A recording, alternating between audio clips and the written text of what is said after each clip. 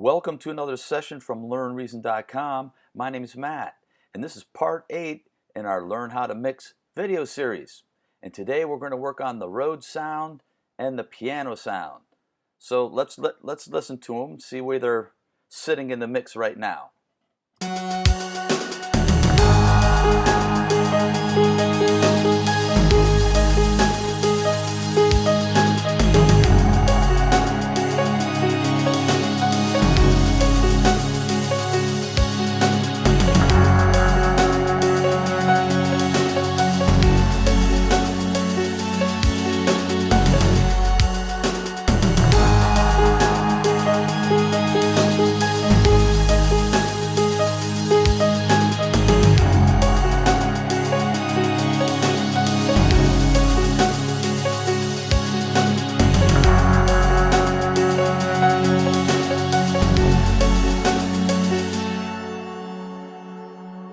Okay, so,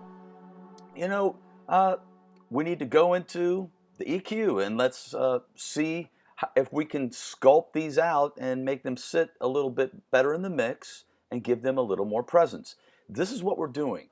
I'm just going down each track, and it's just the same thing every track. You listen to each one, and you're going to go into EQ, and you might not have to do anything. You might have to do something. And this is part of mixing. It's the most fundamental thing. And you might be thinking this is getting boring. But you know what? This is mixing. This is what a mixing engineer does. He goes through each track and he listens to it. He'll solo it. He'll listen to it in the mix. And he's going to use the EQ. The EQ is the most fundamental thing that you have to learn how to use in a mixer. And if you ever look at any mixer, the one thing that a mixer has is that it has level control here, it's got EQ, and it's got compression. That's all a mixer really is. And then it's got a place to insert effects. Let's go into the EQ and let's see where we'll start with the piano, and let's see where this piano is sitting in the mix.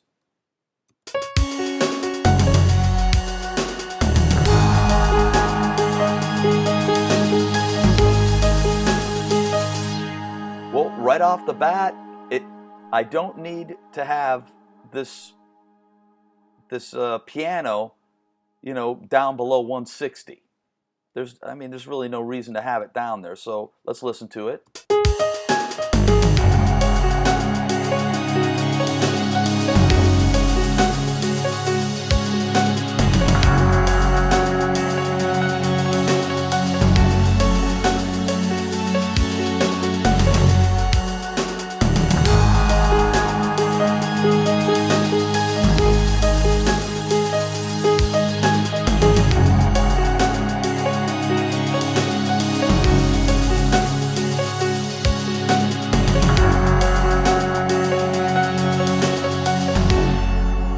So I just took out everything below 173. That's what I'm liking it so far there. And one thing I do is I'll take this high pass filter, or if I'm doing the low pass filter, and I bring it in, start cutting stuff off to the point where I can hear a big difference, and then I'll back it off where I really don't hear a difference. But you can still see that the actual track has got, frequencies way down in the low where you don't need them. And whether it's it might be really hard to hear it, in the mix while you're listening to it. If you solo the track, let's solo the track. Just solo the piano and see how much we can hear it.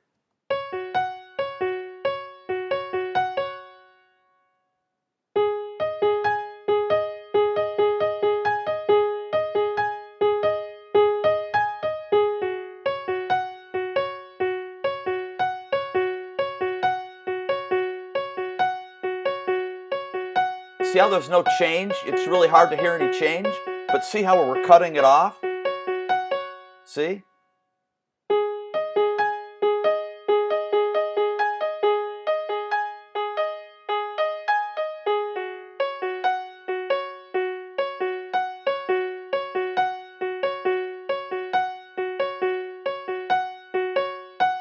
And then we'll turn it off and see if you hear a difference.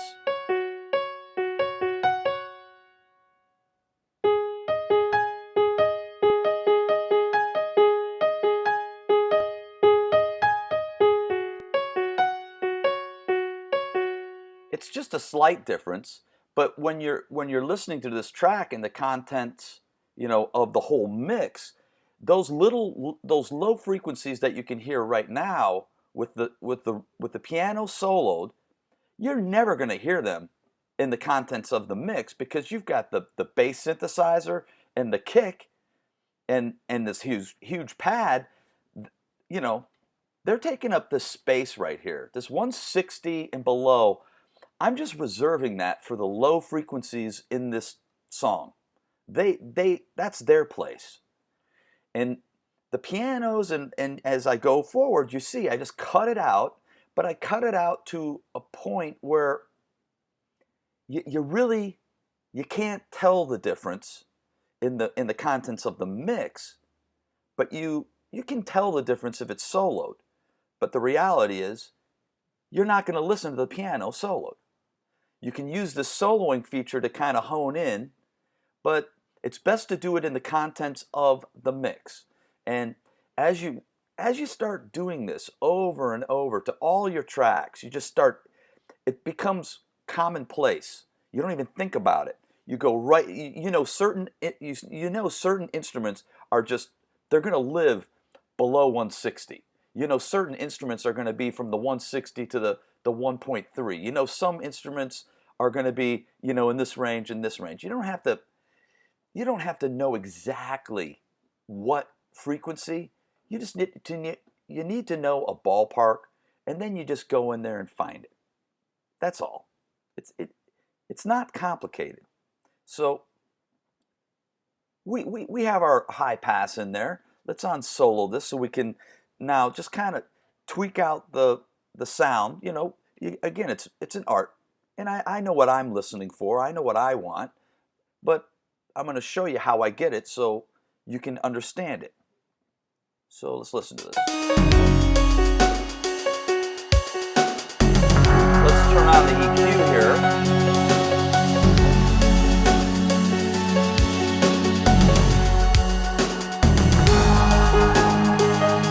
Let's go to the high mids here.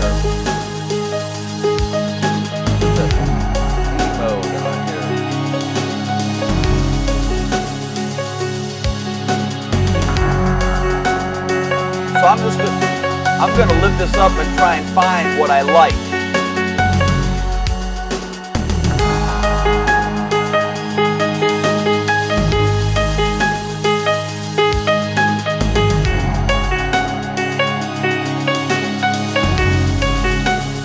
I kind of like that.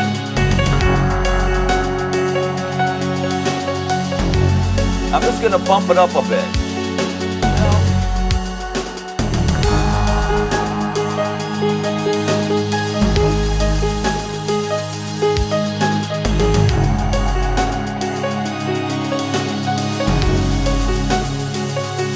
Okay, so I just bumped that up. Now I'm going to turn off the EQ, and you can hear the difference. It's very subtle. I'm only bumping it up about 1.5 dB. I'm cutting out frequencies, and I might bump up some, or I might lower some. And try and keeping it. You don't have to raise it up a lot of dB. I mean, you can, but you might find you don't need to. So let's listen to this.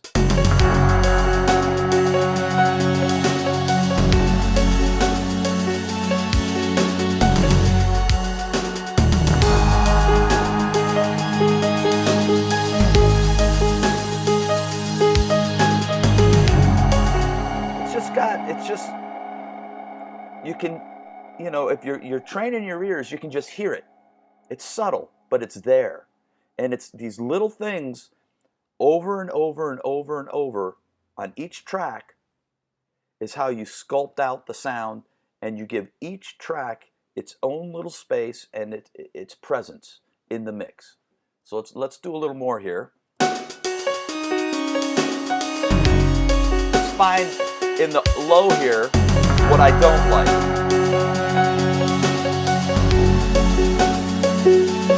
That right there, hear that?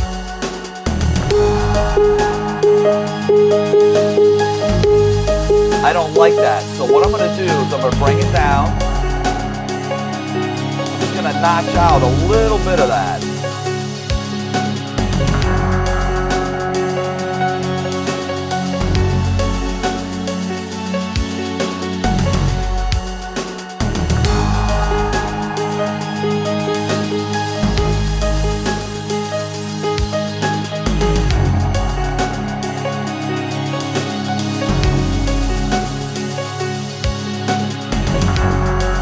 Okay, so I notched out that frequency.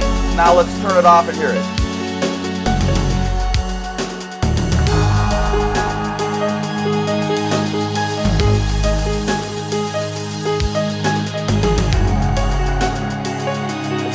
It's starting looking a little better here.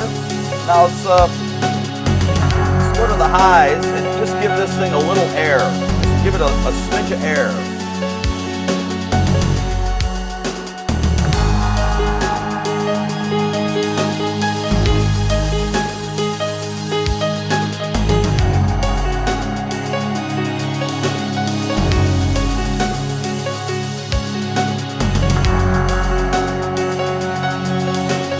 That's right around there.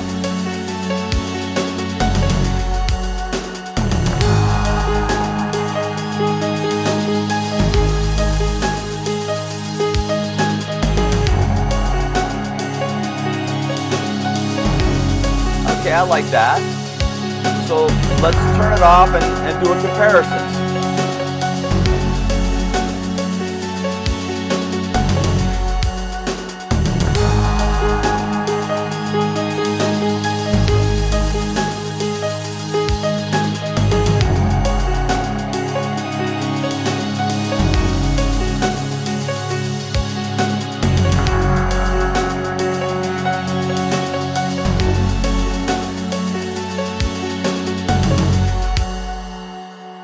Okay, I like that. I like the piano sitting a little better. It's got its own little space in the mix. And I mean, all we did was we did two EQ moves we did here. We're cutting frequencies, and two we're boosting a little. But we're not boosting tons, just a little. Okay, so now let's work on the Rhodes sound. I really like this sound. Let's go back here for a second, and let's just get this loop this. It'll be kind of weird to hear it, but you just select that and press P.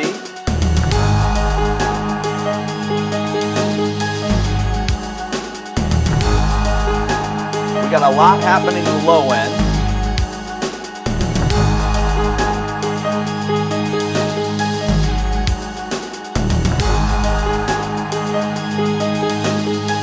I want some of that low end.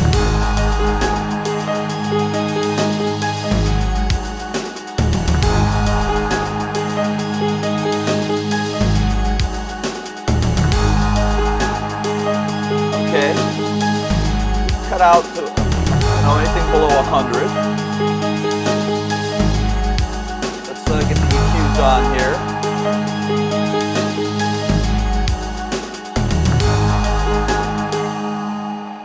Now, one thing here, I like to use the E mode because it gives me a better, I can get a little better slope in there. Well, it's kind of like a little narrower. If you turn it off, see how it's more broad? This comes in handy for a more natural sound. But if you want to notch out something a little more precise, you turn on the E mode and you notch it out. Just want to let you know. Okay, so let's look at the mids, the low mids here.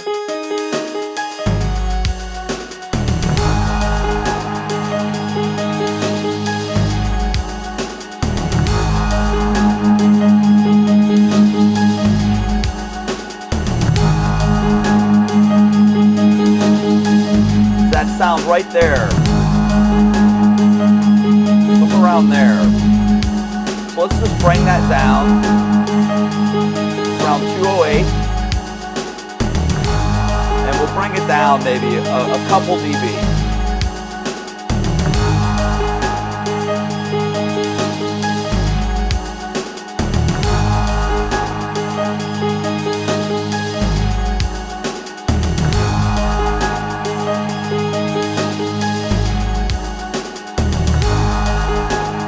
Okay, let's listen to what we have so far in comparisons.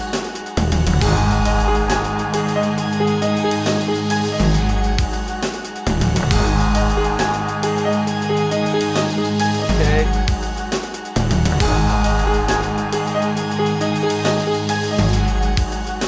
Okay, now let's find out what we like here.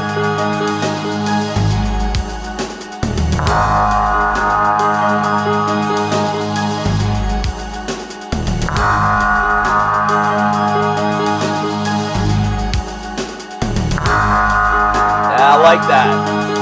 So I want some of that, more of that in the mix.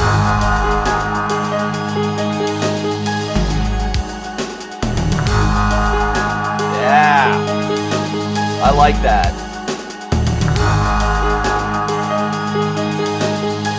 Let's turn off the loop. Let's loop this so we get a better feel for it.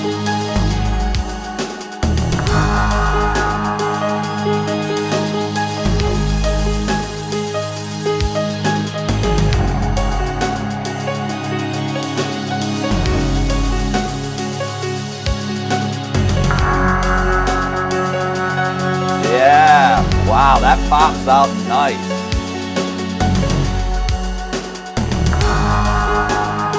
Okay, that was with it on. I'm going to turn it off now.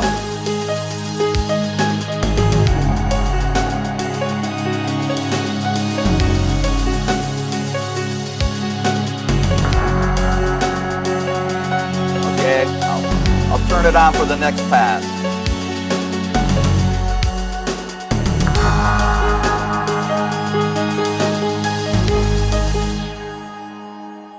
Wow, I like that. Okay, so, it's basically that. I cut. You're gonna use the high pass filter a heck of a lot.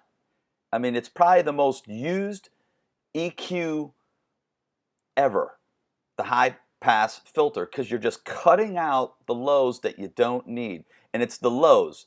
It's each track's lows, one after another, after another, after another, that creates mud.